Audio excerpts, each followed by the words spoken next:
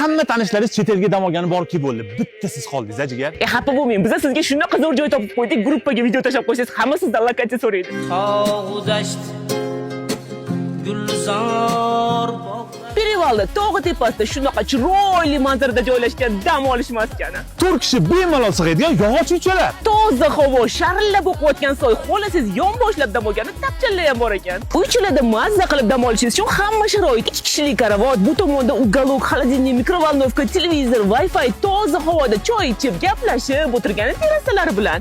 Manzara shunaqa zo'r havosiga gap yo'q lekin. Ochiq ayvonli restoranda oshpazlar xohlasangiz tovuq, xohlasangiz o'rdak, xohlasangiz quyongacha pishirib berishar ekan. Undan tashqari jiz, shashlik, non, qatiq, qaymoq degandek u bu narsa kerak bo'lib qolsa, do'konlari ham bor ekan. Yozda basseyn, qishda saunasigacha bor ekan.